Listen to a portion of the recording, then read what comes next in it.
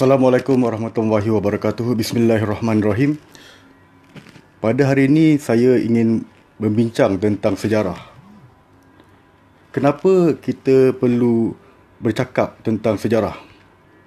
Kerana ada banyak perkara yang kita boleh belajar daripada sejarah.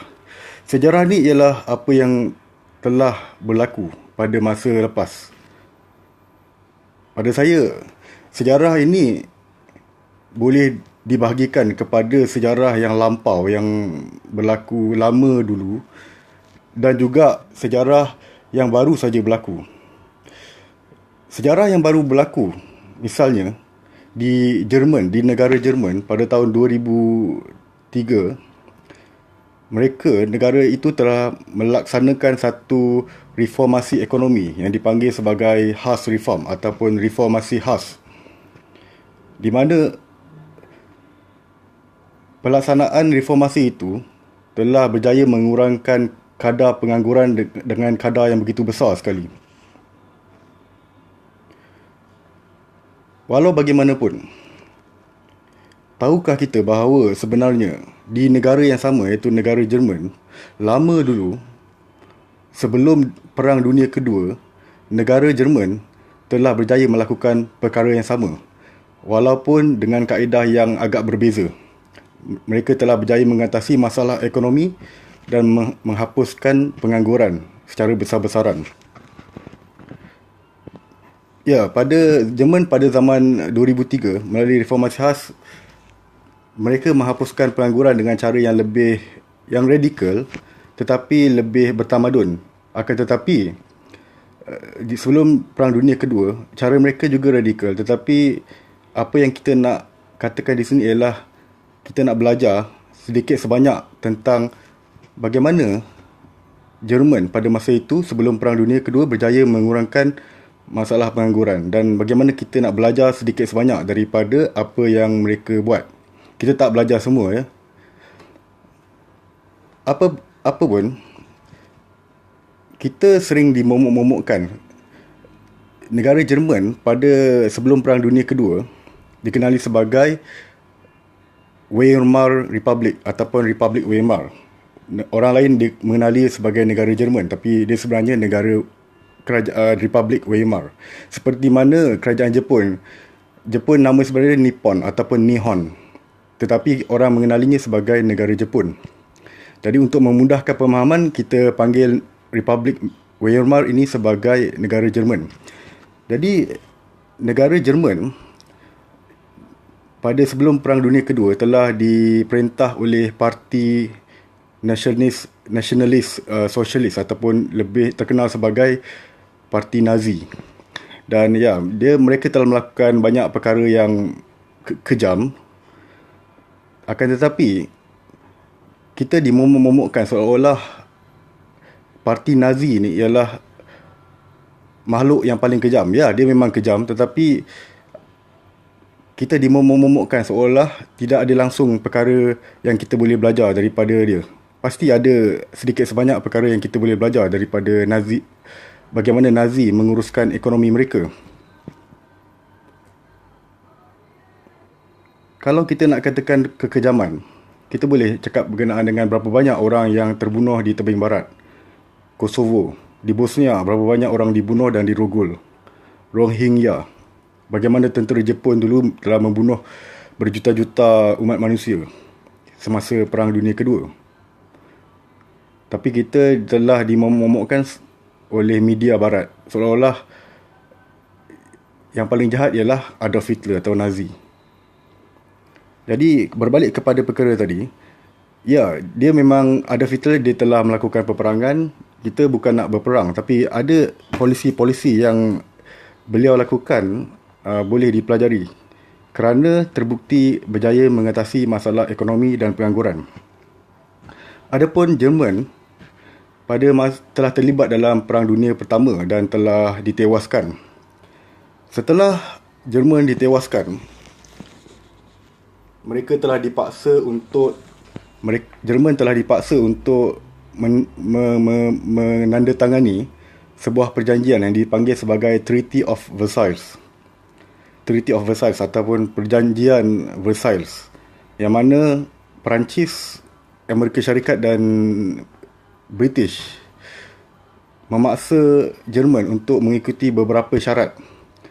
Ada syarat-syarat dia seperti mengahadkan ketenteraan Jerman. Itu boleh difahami.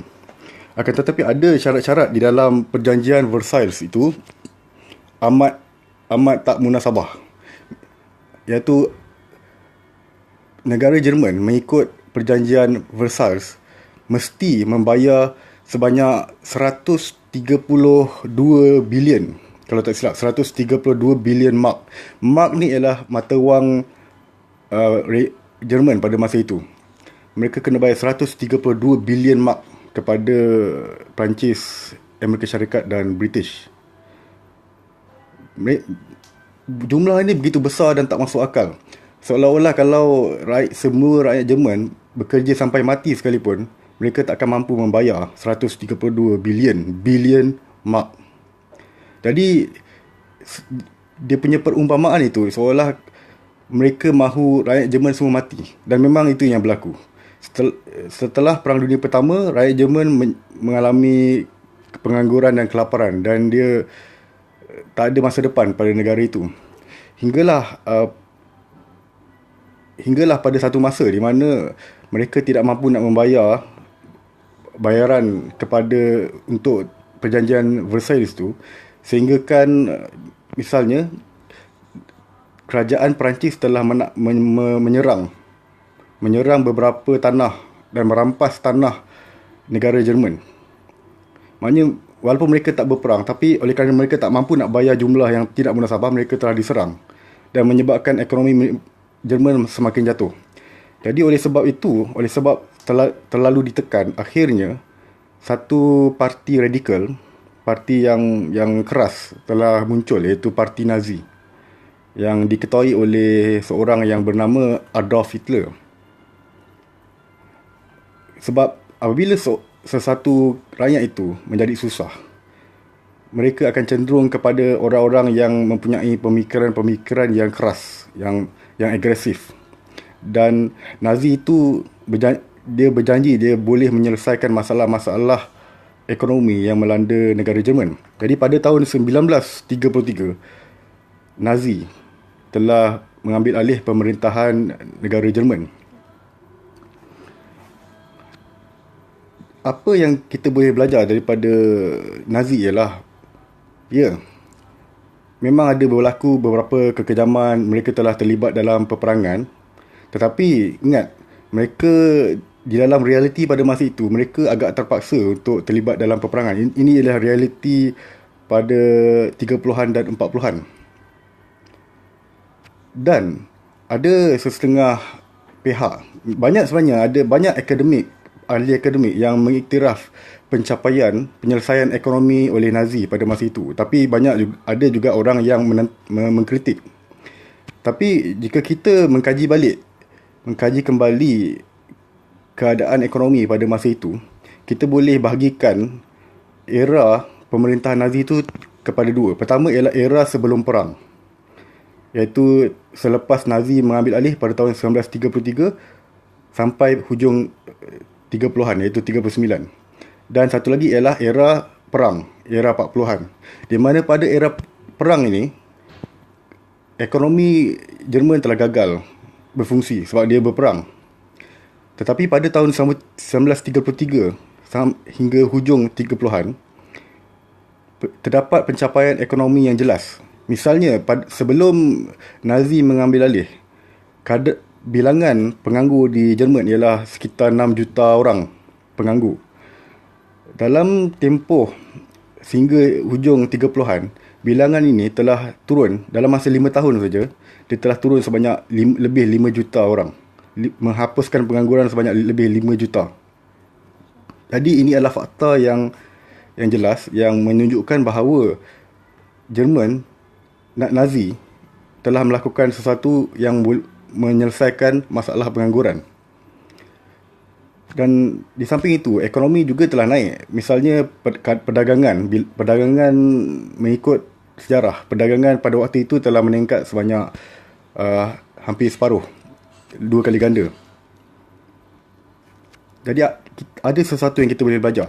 Dan apabila kita menyebut pasal Nazi, kita sentiasa dimomok-momokkan dengan keburukan. Tapi tahukah anda ada beberapa perkara yang mengejutkan berkenaan dengan Nazi. Misalnya, jikalau di Malaysia, kita tahu ekonomi kita sekarang ni tak baik.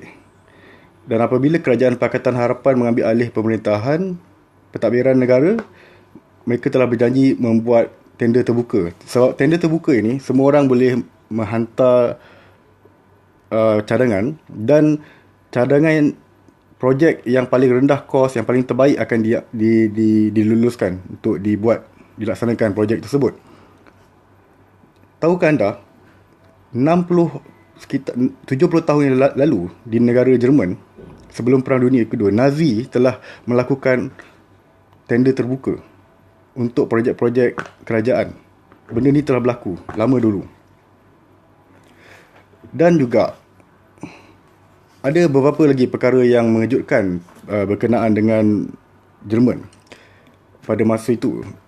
Misalnya, jikalau di Malaysia pada masa sekarang, kita tahu yang mana ahli politik, penjawat awam, sebab kerajaan Malaysia telah berniaga. Dia telah mewujudkan banyak syarikat kerajaan di mana penjawat awam ataupun ahli politik telah memegang jawatan sebagai pengarah, telah terlibat berniaga di dalam syarikat-syarikat kerajaan ini. Dan mereka ni dibayar allowance dan gaji yang besar, dan performance mereka, prestasi mereka tidak bagus. Bahkan mereka telah banyak yang dikatakan menyalahgunakan kedudukan mereka dalam syarikat itu. Tapi pada era Nazi, Adolf Hitler telah membuat larangan, telah melarang penjawat awam daripada menjadi pengarah ataupun terlibat dalam syarikat perniagaan, syarikat-syarikat di luar sana. Bahkan penjawat awam juga tak boleh nak pegang saham sekalipun di dalam perniagaan di luar. Ini adalah untuk mengasingkan antara pentadbiran dengan kehidupan masyarakat, supaya tidak boleh ada penyalahgunaan kuasa. Dan banyak orang mengatakan bahawa Hitler ni seorang diktator. Memang dia diktator, betul. Dan dikatakan bahawa dia ni mengawal ekonomi. Sebenarnya pada zaman Hitler terdapat banyak kedai-kedai atau perniagaan yang dipunyai oleh keluarga, ada peniaga kecil. Dan Hitler telah kurang mengenakan cukai, dia kurang cukai kepada para peniaga ini. Jadi boleh dikatakan polisi untuk tidak mengenakan cukai yang banyak, mengenakan sedikit saja cukai kepada rakyat, telah menyebabkan rakyat ni boleh menyimpan. Dan ini adalah satu dasar yang sebelum, pada zaman moden, sebelum kita fikir dasar ini, mereka ni dah fikirkan. Dan satu lagi, ini adalah zaman klasik, zaman 40-an. Mereka tidak ada pemikiran-pemikiran ekonomi yang advance. Tetapi pada zaman sekarang, salah satu pemikiran ekonomi ialah kalau kita nak naikkan ekonomi, kita mesti ada inflasi. Harga barang mesti naik. Tetapi Hitler pada zaman Nazi, dasar dia ialah mengurangkan kos. Maknanya jikalau kos kurang, ekonomi itu sepatutnya, kalau ikutkan teori yang ada sekarang, maknanya ekonomi itu menurun. Tetapi mengikut doktrin Hitler, Nazi, dia nak mengurangkan kos. Kenapa? Pada zaman itu, mata wang Jerman iaitu mark telah turun harga kerana dia terpaksa membayar berbilion-bilion, berjuta-juta kepada untuk perjanjian Versailles. Jadi kalau dia nak mempertahankan nilai mata wang Jerman itu pun tidak akan dapat dipertahankan kerana unsur-unsur yang di luar kawalan. Oleh sebab itu, dasar Nazi, Hitler memang dia pernah mengeluarkan kenyataan-kenyataan seperti ini. Bagi mereka, nilai duit, nilai wang tidak ada makna. Memang wang itu nilai dia rendah. Mata wang Jerman rendah pada masa itu. Tetapi itu tidak bermakna apa-apa.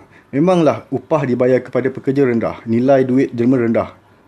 Dia digunakan untuk membeli barang dan sebagainya. Tetapi Mengikut pemikiran Nazi, pemikiran Hitler, duit itu tidak penting. Yang penting ialah apa yang boleh dibeli oleh duit itu.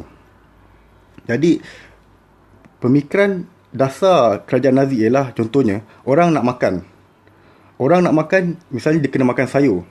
Jadi, Nazi telah menggalakkan kerja. Banyak kerja untuk menghasilkan sayur misalnya.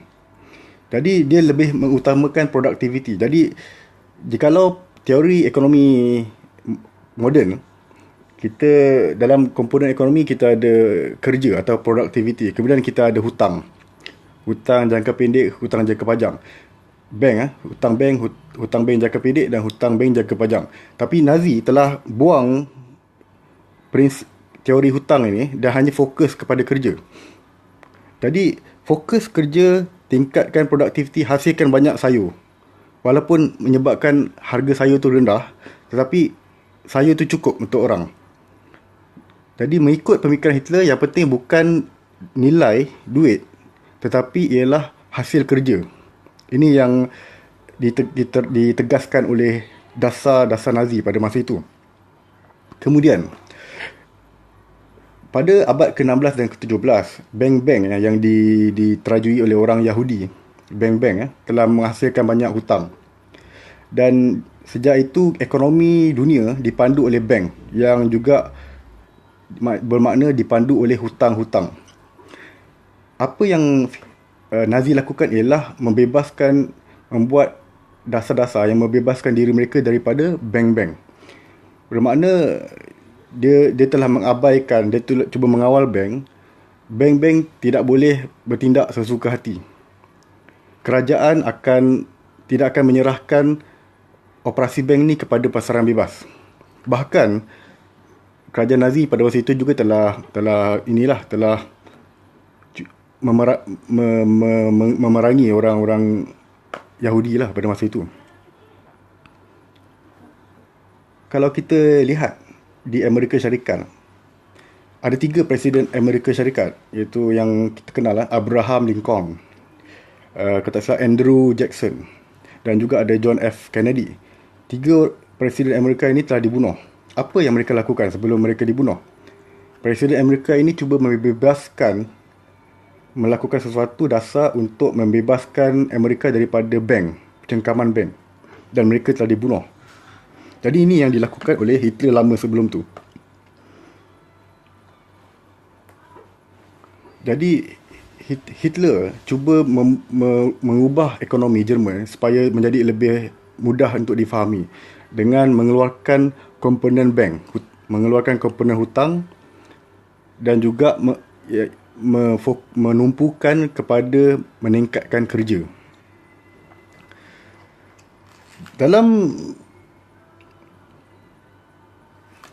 Bila kita bercakap mengenai kerja, tadi saya disebut di mana Nazi telah berjaya mengurangkan pengangguran sebanyak lebih 5 juta.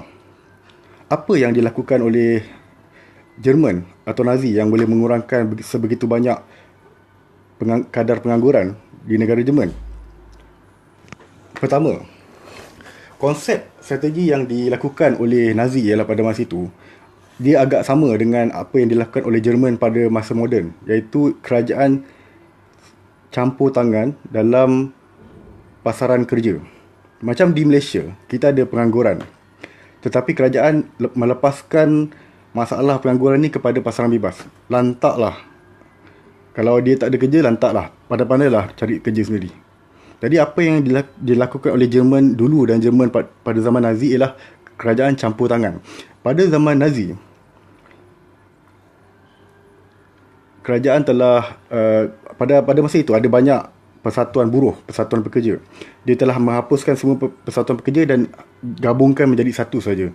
Dan dia menggunakan persatuan pekerja ni untuk mencari peluang penganggur dan memadankan penganggur kepada kerja-kerja kosong. Dia telah campur tangan. Dia telah memaksa orang, okey, ambil kerja ni, ambil kerja. Dia telah memadankan. Atas pemadanan ini, pengangguran dapat dikurangkan dengan begitu banyak.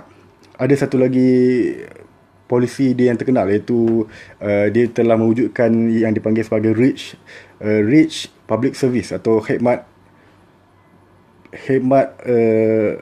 pekerjaan REACH, di mana dia adalah seperti khidmat negara, di mana orang rakyat Jerman yang berusia daripada 18 tahun ke 25 tahun yang belum berkahwin, mesti wajib, dia macam khidmat negara, dia wajib untuk masuk dalam khidmat negara ni.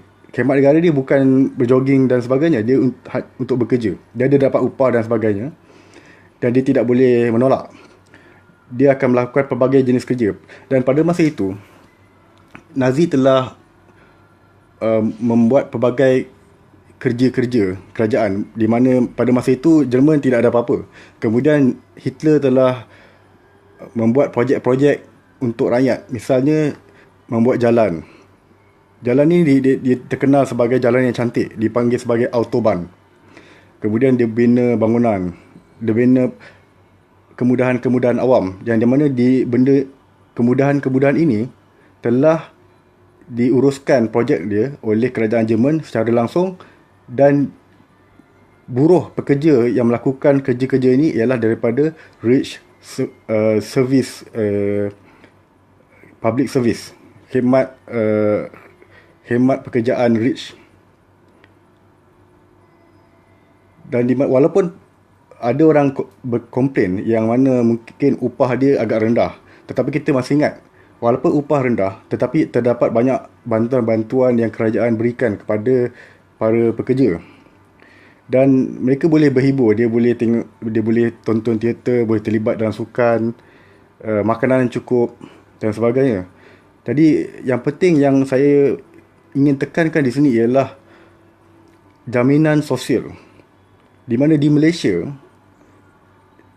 kita tidak berani untuk membuat jaminan sosial. Di Malaysia kita serahkan, segala-galanya kita serahkan. Dan apabila berlaku masalah, kita tak tahu nak buat apa. Kita serahkan kepada pasaran bebas. Dan pasaran bebas itu tak dapat menyelesaikan masalah. Dan masalah ini berterusan. Dan kemudian kita tak cuba mencampur tangan dalam menyelesaikan masalah ini. Jadi di negara Jerman, mereka telah campur tangan dan memberi jaminan sosial. Rakyat tidak kaya, tetapi ada jaminan sosial yang paling rendah. Mereka tak akan jatuh lebih rendah daripada itu. Pada zaman itu juga Hitler telah membuat satu projek kereta nasional, kereta yang mampu milik, yang dipanggil sebagai Volkswagen. Volkswagen ni maksudnya kereta kami. Jadi rakyat daripada gaji tu rupa dia boleh tolak sikit untuk, kalau siapa yang mahu boleh beli kereta Volkswagen pada masa itu lah. Dan itu bersesuaian dengan dasar pada masa itu, dia ada buat jalan-jalan cantik, dinamakan sebagai Autobahn.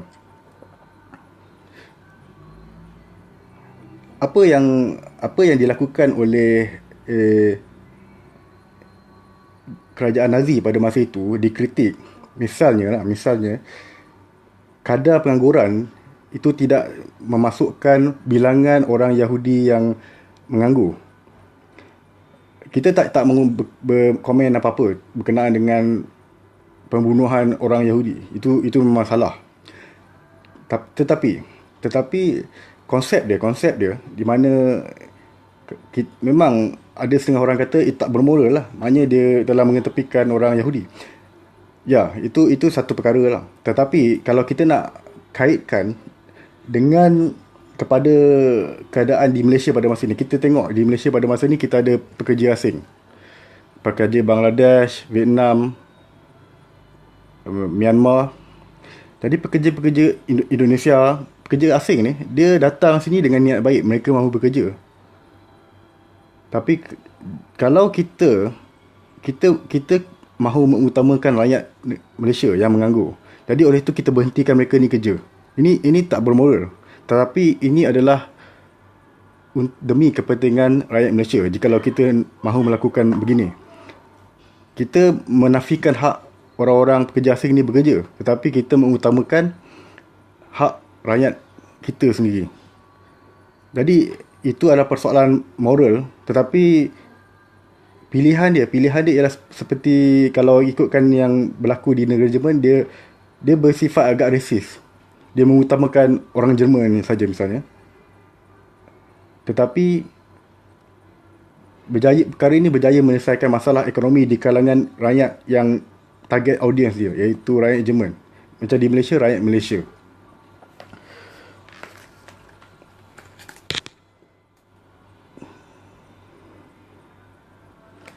Salah satu perkara yang menarik yang dilakukan, yang dasar, yang terkenal, yang kenyataan-kenyataan yang terkenal yang dibuat oleh Hitler ialah di mana kita tahu wang mark negara Jerman ni harga sudah jatuh.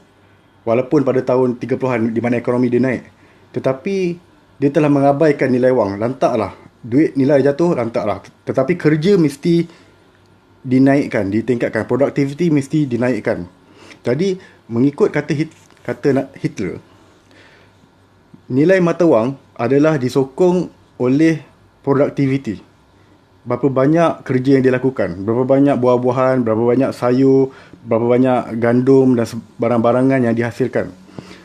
Jadi tidak kisahlah walaupun nilai duit tu jatuh, tetapi kita ada barang yang cukup untuk disuap ke mulut ataupun digunakan oleh rakyat Jerman. Ini adalah satu teori ekonomi yang banyak dipuji oleh ahli ekonomi moden. Dan akhir sekali kita nak bercakap berkenaan dengan moral sedikit sebanyak pengajaran yang kita boleh belajar daripada Nazi. Kita tak nak cakap pasal peperangan, kerana untuk memberi sedikit keadilan kepada Nazi, mereka terpaksa, pada zaman itu mereka memang terpaksa berperang. Tetapi jikalau kita mahu mengaplikasikan apa yang dilakukan oleh mereka pada masa itu dengan keadaan negara kita sekarang, ada dua perkara yang menarik yang kita boleh belajar dan kita boleh amalkan di negara kita. Pertama, Nazi cuba membebaskan negara mereka daripada cengkaman bank. Ekonomi ini tidak rumit. Ekonomi hanya kita sebenarnya kena bekerja. Bekerja menghasilkan barang, menghasilkan kerja. Lagi banyak kerja, lagi naik ekonomi. Simple, mudah. Tetapi menjadi rumit apabila kita memasukkan faktor-faktor hutang. Dengan itu ada bank. Bank menghasilkan hutang. Hutang ni menyebabkan ada kitaran ekonomi dan menjadi ekonomi itu menjadi complicated. Jadi Nazi cuba untuk melepaskan Jerman daripada cengkaman bank. Macam kita pun kita nak buat reformasi, kita buat perbankan Islam di Malaysia. Tapi perbankan Islam ni sebenarnya ialah sama macam perbankan yang kita kata sebagai perbankan Yahudi. Cuma ubah nama saja. Jadi tidak menyelesaikan masalah ekonomi. Perbankan Islam di Malaysia tidak melepaskan kita daripada cengkaman bank. Kedua, jikalau kita nak mengatasi masalah pengangguran, mengikut apa yang dilakukan oleh Jerman sama ada dulu ataupun pada zaman Nazi, walaupun zaman moden, reformasi khas pada tahun 2000 dengan Nazi pada tahun 30-an, apa yang kita boleh belajar bagaimana mereka menyelesaikan masalah pengangguran ni. Mereka menghapuskan pengangguran dalam bilangan yang begitu besar, dalam bilangan berjuta-juta, dengan cara kerajaan masuk campur dalam pasaran kerja. Kerajaan masuk campur dan memadankan antara penganggur dengan kerja kosong. Dengan cara tersebut, terbukti mereka walaupun terdapat beberapa kelemahan, tetapi dari segi pencapaiannya, mereka telah berjaya mengatasi masalah pengangguran. Ini dua perkara yang kita boleh belajar. Jadi saya syorkan kita kaji balik sejarah. Kalau kita tak mahu kaji sejarah sekalipun, kita boleh kaji apa yang pada masa zaman moden ini, apa negara-negara lain buat dan berjaya. Dan kita belajar. Dan kita jangan taksub kata konon-kononnya kalau kita rajin, segala-galanya akan selesai. Tidak. Sebab sistem ekonomi kita sebenarnya telah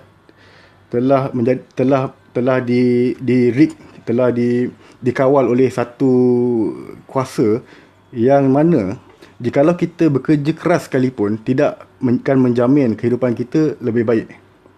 Tapi ini akan dibincangkan dalam pada perbincangan yang lain. Jadi kita nak suruh orang bekerja keras, belajar. Tetapi sistem ekonomi bebas yang kita katakan bebas ni sebenarnya dia tidak bebas, dan dia adalah sistem yang tidak adil. Dan kita kena fikir balik. Bagaimana sekalipun kita cuba nak menyelesaikan masalah ni, kalau kita tidak ubah sistem ni, kita serahkan saja kepada ekonomi bebas, maka segala masalah ekonomi, masalah rakyat sekarang ini tidak akan dapat diselesaikan. Dan kita tidak mahu bercakap berkenaan dengan Adolf Hitler dan Nazi berkaitan dengan kekejaman mereka, tetapi kita salut, kita hormat pada keberanian mereka untuk, mereka sudah tidak ada cara lain untuk melepaskan diri daripada masalah yang membelenggu pada masa itu. Mereka berani dan mereka cuba mengubah. Daripada kita terawang-awang, kita tak tahu nak ke kanan, ke kiri. Di Malaysia kita begitu. Jadi yang penting ialah kita mesti faham dan kita mesti berani. Kita tak boleh nak ubah-ubah bawah. Kita kalau nak ubah, kita mesti faham apa yang sebenarnya berlaku dan kita berani untuk ubah di peringkat atas. Sekian, wabillahi taufiq wal hidayah. Wassalamualaikum warahmatullahi wabarakatuh.